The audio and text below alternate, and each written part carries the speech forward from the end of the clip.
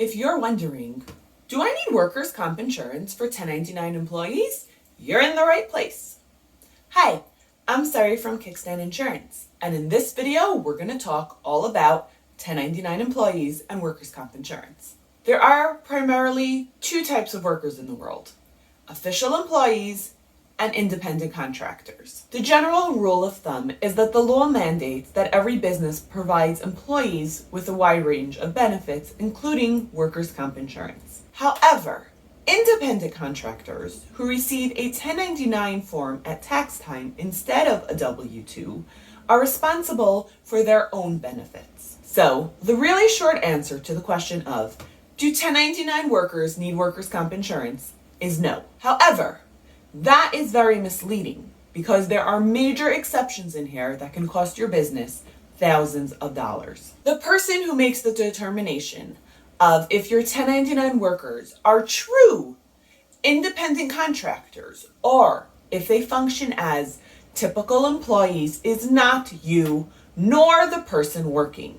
It is the state and federal government. If the federal or state government determines that your 1099 employees do not function as independent contractors, but rather as employees, they will reclassify them and call them employees. Once they are employees, you as the business owner are required to provide them workers' comp insurance. As you can imagine, it's far better to know how they classify people, so you will know if your 1099 employees will be reclassified as full-time employees before you get into the whole mess and are on the hook for tens of thousands of dollars. If this is starting to sound really complicated, you're right, it can be. Understanding workers' comp for 1099s and how it affects your business is critical. In this video, we'll explore together of whether your employees are 1099s or full-time employees and all the ramifications that has with workers' comp insurance. So, let's pause for a second and talk about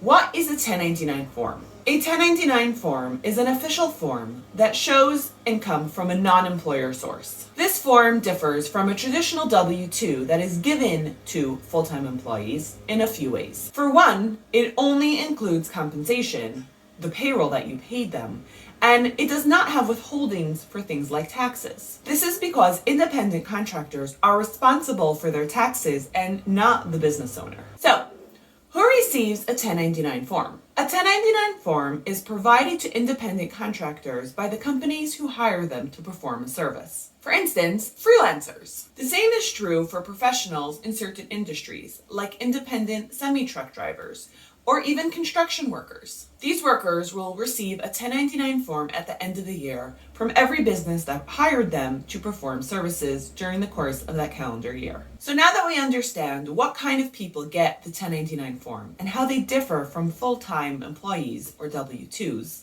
let's talk about workers' comp requirements for 1099 employees. So although we said previously that the short answer is no, now let's talk about all those exceptions and fine print details. So now let's make a new rule. There is no such thing as a 1099 employee.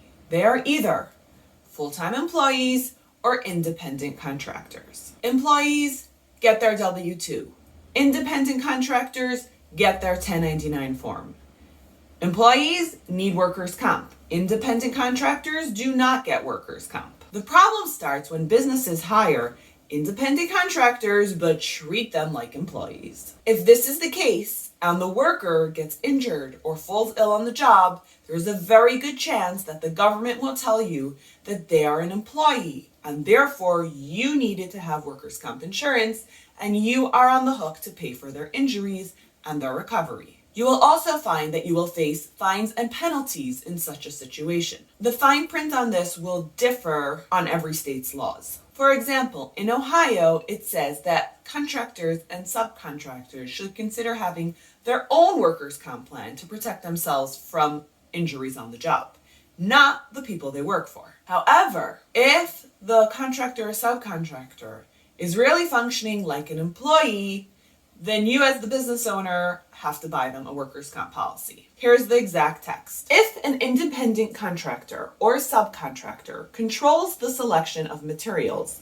traveling routes, and quality of performance of another worker, the independent contractor or subcontractor here's the key words, is considered an employer and as such is required to provide workers' compensation coverage for that worker. Here's another example of how it differs based on states. Florida does not require that 1099 employees have their own workers' compensation insurance, even though it does require it for most businesses. However, anyone involved in the construction business or a similar adjacent field must have a workers' comp policy. So now that we've covered all those details, let's talk about how this actually applies to the real world. We all know that sometimes it's good to have someone full-time on staff, but other times independent contractors have their own perks. Not only does it give you more flexibility in terms of staffing, but hiring specialized people who can perform a specialized service just for a certain amount of time really can help. Additionally, since you're not paying a full-time salary, 1099 employees are usually better for company finances because they're cheaper in the long run. However, if they get hurt on the job, they may be more expensive than you initially thought. So, making sure you understand your workers' comp laws and having your policies set up properly for the right types of people will really save you money in the long run. We've talked so much about workers' comp insurance, but what exactly does it cover? For an injured worker, workers' comp insurance will cover their medical expenses, pay them a portion of the wages that they're not making now because they're off from work, and give them disability benefits. It will also give the business owner peace of mind that his employees are not going to sue him after they get hurt. And likewise, it gives the workers peace of mind that if they get hurt, someone's going to be there to take care of them. In addition, having workers' comp will save you from fines if you're held liable afterwards that you should have had a policy. Likewise, it will also help you at audit time if it was discovered that you should have had a policy, so you avoid those fines for not having one. So how should you navigate dealing with true 1099 employees and workers' compensation coverage? Because let's face it, accidents happen, and they don't discriminate if someone is a full-time employee or a 1099 contractor. So you can do the following. 1, you can ask them to provide you a certificate of insurance, which shows that they have their own coverage in place, so they won't sue you if they get hurt, since they have their own policy which protects them. 2, you can include your 1099 workers with your own employees on your business policy. This provides protection if the 1099 workers will get injured, that they won't come and sue you because they have coverage. Number 3, you can get a waiver of subrogation from your 1099 employees. This will prevent a claim in the case there is an incident. Now, here's a bit of insider information.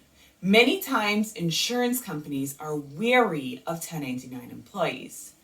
Why does this seeming mistrust exist, and how can you better navigate it? Okay, so let's say you decide you're going to include all your 1099 employees on your workers' comp policy because they function pretty much as full-time employees and you want to do the right thing and get them covered. Even if you put them all on your workers' comp policy, underwriters are only going to be comfortable with about 25 to 30% of your payroll going to 1099 employees. Insurance companies do not like when there are too many 1099 employees involved because it presents a lot of unknown risk.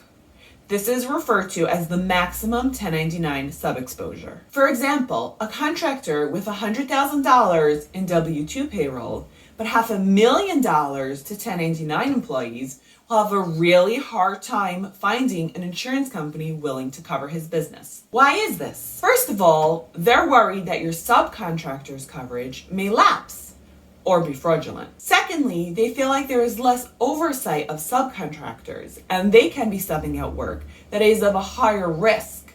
And therefore, that line of work is not covered by the workers' comp policy. A way to get around this mess is to avoid invoicing the client for work that a subcontractor did. Instead, have the client pay the subcontractor directly and let the subcontractor pay you, the business, a referral fee. This way, your 1099 subcontractors are not getting paid directly from you. So now we've told you information from many different sides. We've told you to cover your 1099 employees. We've told you insurance companies don't want to cover too many 1099 employees. So it may seem easier just to leave the whole thing on the side and keep doing what you're doing. But here's a word of caution. So here's a real life example. There was a nurse staffing agency. We'll leave it unnamed, obviously, to protect their privacy. The agency had run successfully for many years, but there was a kind of disconnect in the top on how they approached things like these topics. The agency's leadership had the mentality that 1099 employees do not matter when it comes to workers' comp insurance. After all, in the literal letter of the law, no states mandate that you provide 1099 employees with a workers' comp policy. So this agency decided they aren't going to cover them.